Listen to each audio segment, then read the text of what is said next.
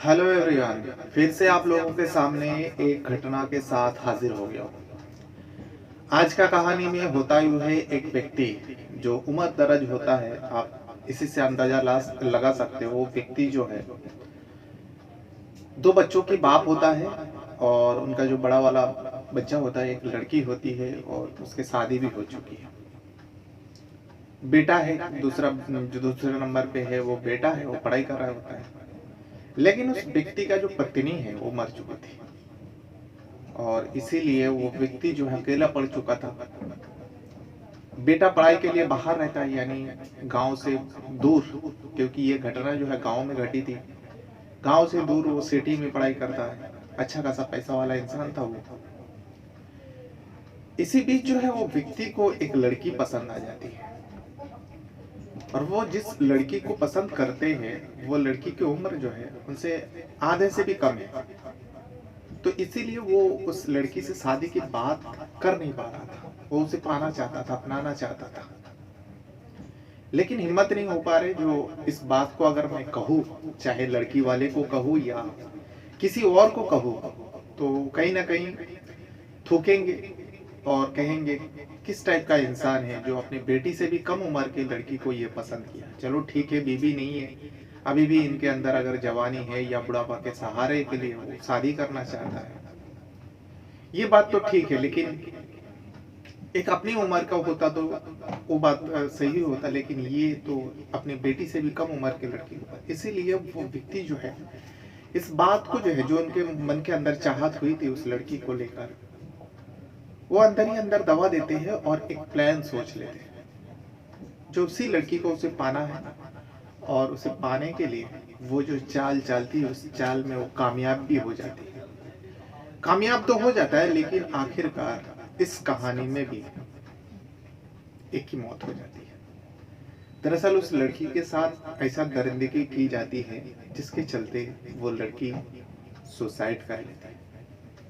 Suicide कर लेने के बाद पोस्टमार्टम होती है। पोस्टमार्टम से पता चलता है जो लड़की जो है जिस टाइम वो सुसाइड की थी वो गर्भवती थी। तो भाई चलिए जानते पूरा घटना आखिर क्या है। और वो इंसान, इंसान तो नहीं कह सकते, इंसान के नाम पे भेड़िया है। इंसान की शक्ल में समाज में बहुत सारे ऐसा भेड़िया घूमते रहते हैं, तो उन्हीं में से वो था। तो भाई चलिए जानते पूरा घटना आखिर क्या है, कहाँ का है और कब का है। तो आज का जो घटना है, आज की जो रियल सच्ची कहानी है, उत्तर प्रदेश का एक जगह आता है इटोजा, और जो लखनऊ के आसपास आता है। इसी इटोजा में रहने वाला बीज नंदन, ब्रिज नंदन जो है सरकारी टीचर होता है और बड़ा स्कूल का, हाई स्कूल का टीचर होता है। इसीलिए उनका जो सैलरी है, उनकी जो कमाई है, इनकम है, वो भी ठीक ठाक है। मतलब जितना होना चाहिए उससे ज्यादा ही है।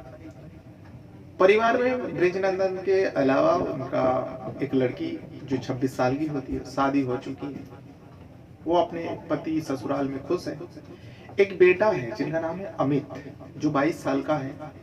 वह वो उस गांव से जहाँ पे ब्रिजनंदन रहते थे रहता है, उन घर से दूर पढ़ाई के लिए वो सिटी में रहते हैं।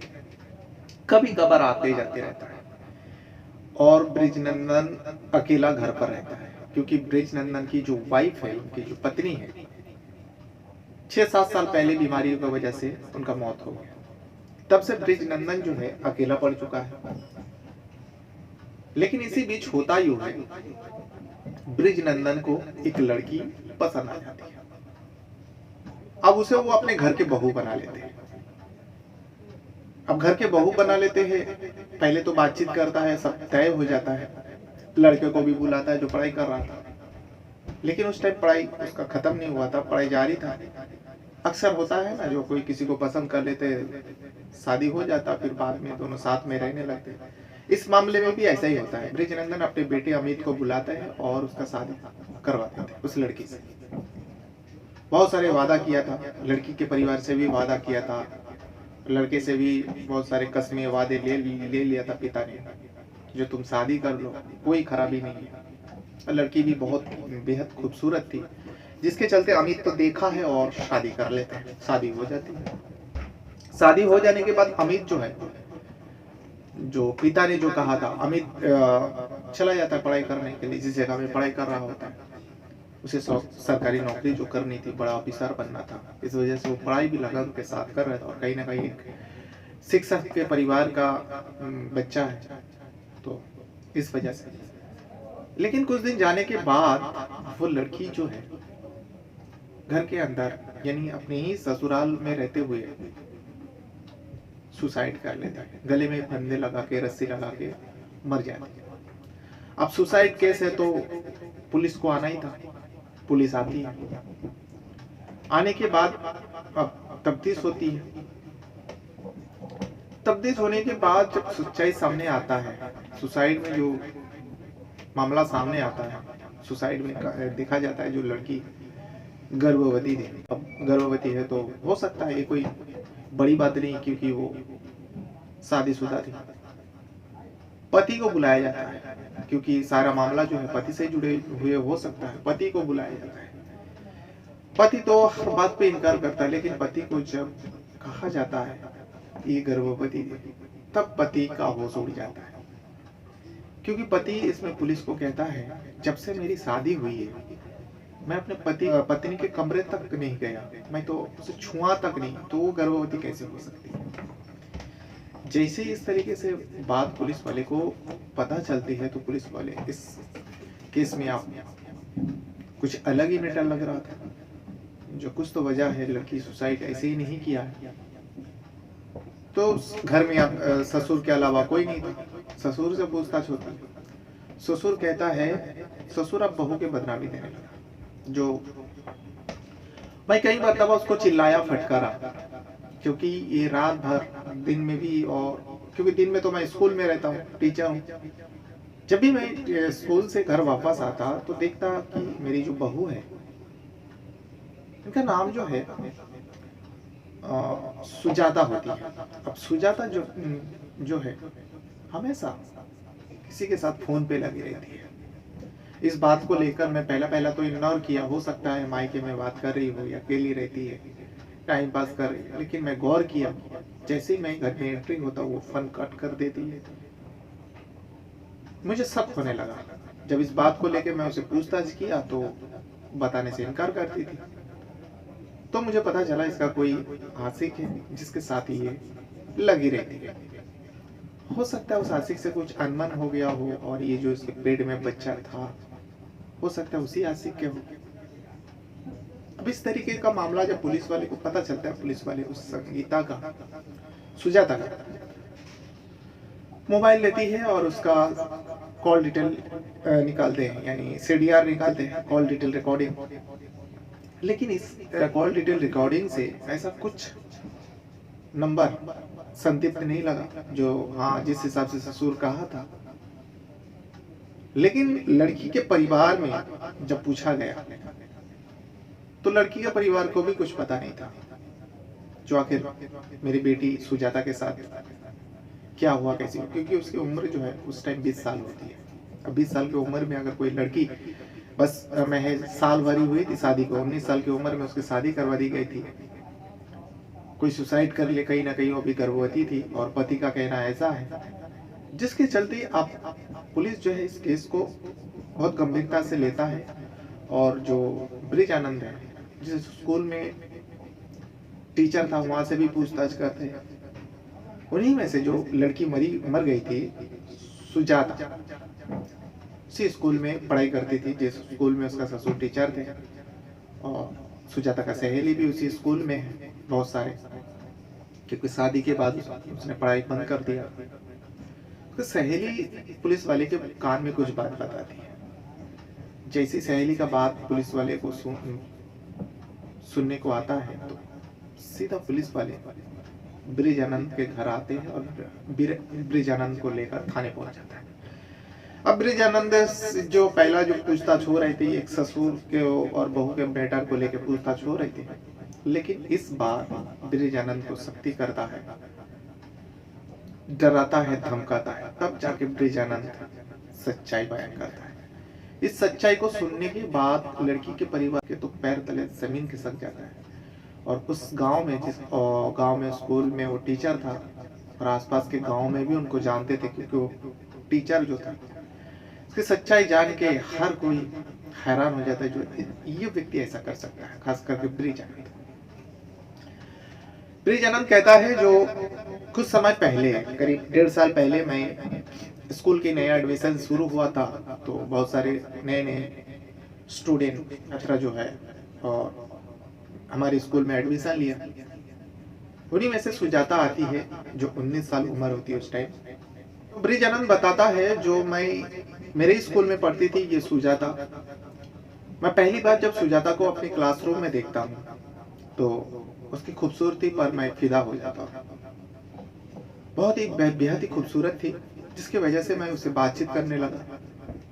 अब स्कूल में टीचर स्टूडेंट को अपने पास बुलाते हैं, बातचीत करता है, कोई इतना बड़ी बात नहीं है। लेकिन ये जो ब्रिज आनंद है उस सुजाता से पूछताछ करते हैं, तुम कहाँ से हो? वो अपने गांव का नाम बताती है, उसके पिता का नाम पूछता है और घर के बारे में पूछताछ करता है, घर में कौन कौन है और तुम्हारे पिता करता क्या है। सुजाता सब कुछ बताती है, टीचर पूछ रहे सब कुछ बता दिया। अब सुजाता को समझ में ये नहीं आ रहा था टीचर ये सब पर्सनल सवाल क्यों कर रहे हैं। ये बातचीत हो जाता है, लेकिन दूसरा ही दिन जो है ब्रिज आनंद ये भी कहता है, जब पूछताछ हो रहा था वो ये भी कहता है, सुजाता तुम मुझे बहुत पसंद हो। सुजाता अपनी जगह में जाके बैठ जाती है। लेकिन दूसरा ही दिन सुजाता के घर में जो है ब्रिज आनंद पहुंच जाता है, क्योंकि उसे एड्रेस दे चुका था और पड़ोस के गांव में रहने वाले थे सुजाता के पूरा परिवार। और सुजाता का जो फादर एक दुकान चलाता था। ब्रिज आनंद उस दुकान में पहुंचता है और अपना पहचान देता है, जो सुजाता का पिता है पहचान जाता है और कहता है, अरे आपको कौन नहीं जानता सर, आप अपना परिचय देने की जरूरत नहीं, आप बताइए किस काम के लिए आए हो, आप बताइए। ब्रिज आनंद कहता है, जो तुम्हारी जो लड़की है सुजाता, वो मुझे बहुत पसंद है और मैं अपने बेटे का शादी जो है, आपको मालूम है मेरा एक बेटा है, एक ही बेटा है, मैं अपने बेटे अमित के साथ तुम्हारे बेटी का शादी करवाना चाहता हूँ। इसे सुनने के बाद सुजा कर देते, वो कहने लगते, देखिए मैं 3 लड़की का बाप हूँ, 2 लड़की का शादी तो मैं करवा चुका हूँ, लेकिन ये जो तीसरी लड़की है सुजाता, इसकी उम्र भी ज्यादा नहीं है, बस मैं 19 साल है और ये पढ़ना चाहती है, पढ़ लिख के कुछ करना चाहती है, इसीलिए छोटी लड़की है, लाडली है, हम लोग भी चाहते हैं जो इसके मन में है वही सब करे, तो अभी तो इसका फिलहाल मैं शादी नहीं करवा सकता। लेकिन ब्रिज आनंद कहता है, देखो मैं ये कहाँ कह रहा हूँ जो तुम उसका पढ़ाई रोक, तुम्हें पता है मेरी पत्नी की मौत हो चुकी है, मेरा बेटा पढ़ाई कर रहा है, कुछ ही दिनों में उसको बड़ा सरकारी नौकरी मिल जाएगी और मेरी उम्र हो चुका है, मैं अकेला घर पर रहता हूँ। शादी होने के बाद मैं कहाँ कह रहा हूँ जो सुजाता पढ़ाई रोक देगी, वो मेरे घर पे भी रह के पढ़ाई कर सकते हैं और मेरे स्कूल में है, हम दोनों ससुर बहू दोनों एक ही स्कूल में है, तो कोई दिक्कत नहीं होगी। अब इसमें सुजाता का जो माँ है वो भी वहीं पे खड़ी थी, वो अपने पति को इशारा करती है और कान में कुछ फुसफुसा के बोलती है, कहती है, जिसे सुनने के बाद सुजाता का जो पिता है ब्रिज आनंद को कहता है, तो ठीक है, अगर ऐसी बात है, डिमांड क्या है वो भी बता दीजिए, क्योंकि जिस इलाका में ये लोग रहते थे उन इलाका में दहेज बगैर शादी नहीं होती, लड़की के परिवार को दहेज देना ही पड़ता है। इसे सुनने के बाद ब्रिज आनंद कहता है, मैंने कहा मेरे पास कोई दौलत की कमी नहीं है, पैसे की कमी नहीं है, इसीलिए मुझे दहेज में कुछ नहीं चाहिए, बस अपने बेटी को दे दीजिए। इसे सुनने के बाद दोनों पति पत्नी खुश हो जाते हैं, जो सुजाता का माता पिता है खुश हो जाते हैं, क्योंकि उनके पास देने के लिए कुछ था भी नहीं, क्योंकि इससे पहले जो कुछ भी जमा किया था दोनों बेटी के शादी में खर्च कर चुका था। छोटी बेटी के लिए वो लोग धीरे धीरे जमा कर रहा था, लेकिन इसी पीछे से अच्छा रिश्ता आ गया ब्रिज आनंद का, और उनका बेटा भी पढ़ाई कर रहा था, कुछ ही दिनों में उनको सरकारी नौकरी मिल जाएगी।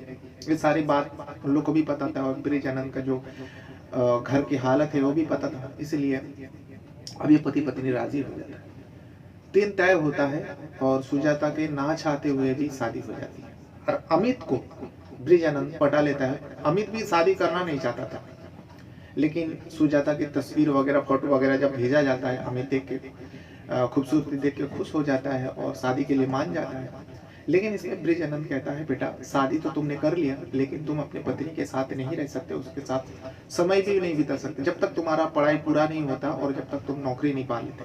ये मैंने तुम्हारे ससुराल वाले से बात किया। तो इसमें अमित जो है राजी हो जाता है। वो भी नहीं चाहता था जो अभी कोई शादी के झमेला पड़े, लेकिन वो खूबसूरत देख के वो भी कर लेते, चलो ठीक है शादी कर लेते, बाद में जो भी होगा देखा जाएगा। शादी हो जाती है। सुहाग रात के जो दिन आती है, उस रात को दुल्हन जो है कमरे में इंतजार करने लगती है पति का। लेकिन अमित जो है आते नहीं। अमित दूसरा ही कमरे में सो जाता है। सो तो जाता है, लेकिन यहाँ पे सुजाता इंतजार कर रही थी। उसी बीच जो है सुजाता के घर में उसके ससुर ब्रिज आनंद जाते हैं। अब ससुर को देखने के बाद वो आश्चर्य होती है। तो इसमें ब्रिज आनंद कहता है, कोई बात नहीं बेटा, बस बहू तुमसे एक काम था, मैं कुछ लेके आया हूँ, तुम्हें देना चाहता हूँ। एक सोने का चेन निकाल के सुजाता के गले में पहनाने जाती। सुजाता थोड़ा पीछे हटती है और ब्रिज आनंद कहता है, बेटा ये हमारे घर का परंपरा है, ये तुम्हारे सास की थी जो मर चुकी है, अब जो मेरी बहू बनेगी वो पहनेगी, तो इसे मैं पहना देता हूँ। बहू के गले में वो सोने का चेन पहना देती है और कह के जाते, तुम सो जाओ, अमित दूसरे कमरे में सो चुका है। ये सुनने के बाद सुजाता के कुछ अजीब सा लगा। सुहाग रात के दिन पति दूसरे कमरे में सो गया है, ससुर कह के जाते हैं तुम सो जाओ। अब दुल्हन है वो इसी वजह से किससे क्या कहे, वो भी सो जाती है। सुबह होती है। सुबह होने के बाद अमित के पास सुजाता जाती है, चाय वाय बनाती है, सब कुछ जैसा होता है नॉर्मल। अब अमित के पास जाने के बाद अमित से पूछताछ करती है, जो कल हमारे सुहाग रात थे और तुम हमारे कमरे में नहीं आए। तो इसमें अमित कहता है, देखो शायद तुम्हें नहीं पता और मेरे पापा ने मुझे कहा है, जब तक, और मैं भी चाहता हूं, जब तक मैं नौकरी नहीं पा लेता, मेरा पढ़ाई खत्म होने ही वाला है, जब तक मैं नौकरी नहीं पा लेता तब तक मैं तुम्हारे कमरे में क्या तुम्हें छू भी नहीं सकता हूँ। ये बात सुनने के बाद सुजाता का पैर तले जमीन खिसक जाता है। ये किस टाइप का इंसान है, ये क्या कसम खा के रखे। चलो ठीक है पढ़ाई कर रहे हैं, तो इसमें सुहाग रात कहाँ बीच में आ गए, जो सुहाग रात मनाएंगे तो ये इसमें पढ़ाई में खराबी आ जाएगा। वो समझ नहीं पाए। अब धीरे धीरे दिन बीता। कुछ दिन बाद जो है अमित पढ़ाई के लिए फिर से वो शहर चले जाते हैं। अब घर में रह जाते हैं सुजाता और ब्रिज आनंद। लेकिन सुजाता को कहा गया था तुम्हारा पढ़ाई ससुराल के घर वाले से भी हो सकता है, वहां से भी पढ़ाई के लिए जाओगे। लेकिन उल्टा होगा, शादी के बाद ये सब पढ़ाई वढ़ाई सुजाता के लिए बंद हो जाता है। ससुर सारे बंद कर देते हैं। ससुर अपने स्कूल में जाते, टाइम पे जाते, टाइम पे आता है। यहाँ पे सुजाता जो बहू है घर के सारे काम काज करते, खाना वगैरह पकाते, बनाते, सब कुछ ससुर के लिए तैयार करते, ससुर को खिलाते। अब ससुर जिस मकसद से सुजाता को बहू बनाए थे, अब उस मकसद को वो पूरा करना चाहता था, लेकिन कैसे। शुरुआत जो है धीरे धीरे वो बहू के नजदीक आना चाहता था। बहू से कहता था तो मेरा मसाज करा दो, मेरे को दर्द हो रहा है, ये हो रहा है। ये सब सुनने के बाद सुजाता को अजीब तो लगती थी, लेकिन कह भी क्या सकती थी। और सोचा कि ससुर है, पिता समान है, तकलीफ है इसीलिए बता रहे, वो भी करने लगती। लेकिन एक दिन हद हो गया। एक दिन जो ससुर है ब्रिज आनंद, ससुर बेटे का पति नहीं यानी बहू से कहता है, बेटा आज एक काम करना, तुम मेरे ही कमरे में सो जाना, मेरे रात को बहुत ज्यादा दर्द होता है और मैं रात को उठ के तुम्हारे कमरे तक जा भी नहीं पाऊंगा, इसीलिए तुम मेरे ही कमरे में सो जाना और मुझे तकलीफ होगी तो थोड़ा मसाज कर देना। इसे सुनने के बाद सुजाता थोड़ा गुस्सा हुआ और अजीब निगाहों से ससुर की तरफ देखने लगे और कहने लगे, पापा आप ये कैसे बातें कर रहे हो। तो ससुर ब्रिज आनंद कहने लगे, इसमें खराबी क्या है बेटा, तुम मेरे बहू हो और घर में मैं और तुम्हारे अलावा कोई नहीं है। अगर मुझे कुछ हो जाएगा मेरा देखभाल कौन करेगा, मेरा देखभाल के लिए तो तुम्हें मैं अपने बहू बना कर लाया हूँ। सुजाता के पास कोई जवाब नहीं था, लेकिन सुजाता गुस्से में वहां से चली जाती है और आती भी नहीं है रात को उसके कमरे में। ब्रिज आनंद ये जो प्लान सोचा था वो फ्लॉप हो जाता है। अब ब्रिजानंद रह नहीं पा रहा था उस सुजाता के पाए बिना, इसीलिए वो एक नया चाल चालते हैं। सुजाता के खाने में रात के वक्त चुपके से वो कुछ मिला दिया करते थे, जिसको खाने के बाद सुजाता गहरी नींद में सो जाती थी। ये कुछ दिनों तक चलते रहा, लेकिन एक दिन वो सुजाता ने गौर किया, जो जब भी वो पहले ऐसा नहीं थी, वो खाना खाती है और खाना खाने के बाद गहरी नींद में सो जाती है। एकदम सुबह उसकी नींद खुलती है, लेकिन जिस हिसाब से वो सोती है उठने के टाइम वो उस हिसाब से नहीं रहती। ऐसा भी नहीं जो चलो पति साथ में है तो पति ने कुछ किया होगा या, लेकिन वो अकेली रहती है, फिर भी उसकी हालत जो है खराब रहती है, उसके कपड़े ठीक से नहीं रहता शरीर पे, उसे शक होने लगा। इस शक के बिना पर वो एक दिन जो है खाना नहीं खाते हैं। शक तो मनी मन में कर रहा था ससुर को लेकर, कहीं ना कहीं ससुर की नीयत जो है मेरे ऊपर गंदी है, लेकिन वो बता भी नहीं पा रहा था ये सब बात। तो एक दिन जो है वो खाना नहीं खाते, बगैर खाने खाए सो जाते हैं। और ससुर को ये बात पता नहीं था, ब्रिजनंद को। वो समय के मुताबिक जैसे हर रोज उस बहू के कमरे में जाते हैं, उस दिन भी जाते हैं। जाने के बाद जो हरकत करते हैं, इससे पहले सुजाता को नहीं पता था। और अपने बहू के साथ संबंध बनाने की कोशिश करा, इससे पहले कई मर्तबा बना चुके थे, लेकिन जैसे ही उसके शरीर के कपड़ा हटाने जाते हैं, सुजाता जाग जाती है और हाथापाई करने लगती है और कहने लगती है, पापा आप ये क्या कर रहे हैं?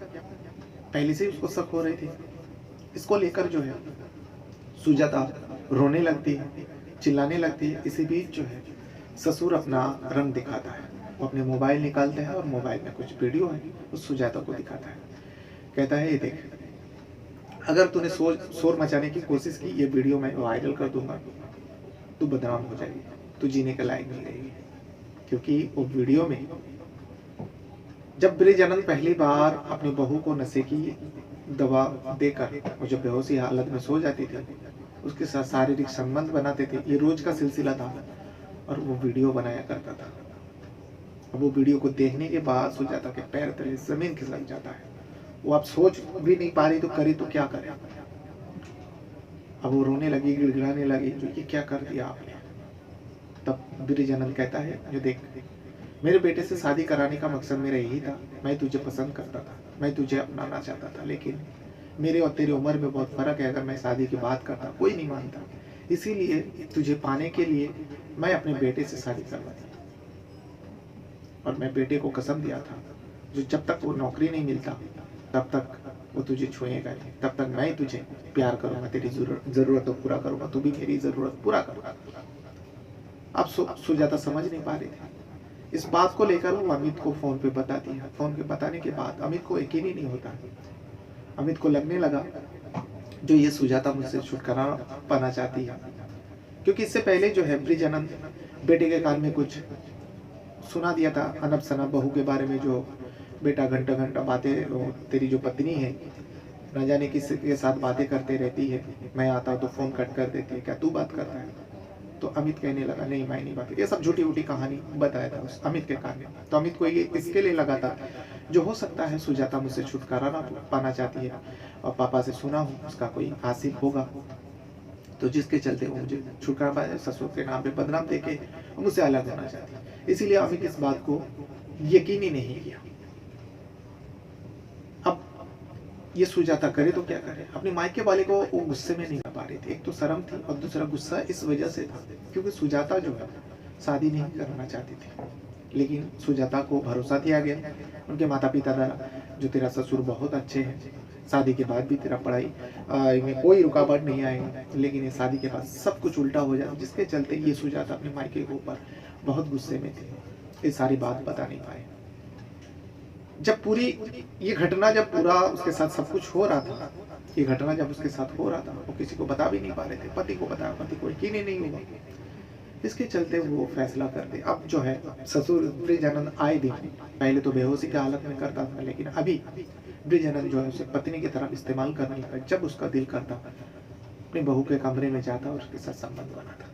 यही सबसे तंग आकर एक दिन जो है जून महीने का समय था, जून महीने में, अच्छा हाँ, ये पूरी कहानी जो है 15-16 के आसपास के था, जून महीने में, आई थिंक 16 का था। तो संबंध बनाया ससुर ने, उसके तुरंत बाद जो है ससुर वहां से चले आते अपने कमरे में। उसे कुछ ही पलों में सुजाता गले में रस्सी डाल के मर जाती है। रस्सी डाल के मर तो जाती है, लेकिन उसके बाद अब ससुर को बचना था। ससुर पहले से ही इधर उधर अपने बेटे को सुना चुका थे, जो उसका कोई लवर है, ये सब बदनामी दिया। पुलिस आती है, पुलिस आने के बाद उसका पोस्टमार्टम होता है तो पता चलता है वो जो गर्भवती है, प्रेग्नेंट है। इस बात को लेकर अमित से पूछताछ किया, अमित सीधा इनकार कर दिया, जो मैंने उसको छुआ तक नहीं।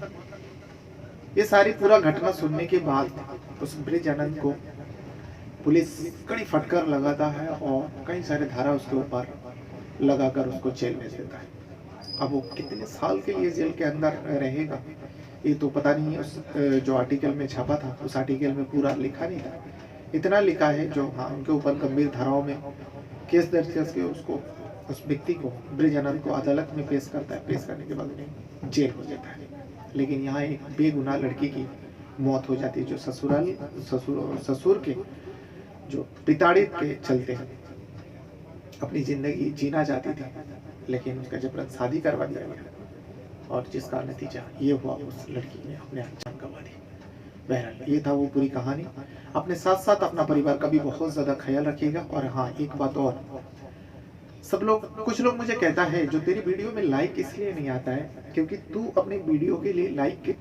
अब मैं सोचता था जो अगर मेरी वीडियो में दम रहेगी, मेरी वीडियो लोगों को पसंद आएगी, तो ऑब्वियसली लोग मेरा वीडियो लाइक करेंगे। तो आज से मैं आपसे एक रिक्वेस्ट करता हूँ, जो मेरी वीडियो को अगर आप लाइक कर देंगे तो मेरे लिए अच्छा होगा। तो प्लीज़ आप वीडियो छोड़ने से पहले एक लाइक ज़रूर कर दिया करें। Thank you very much.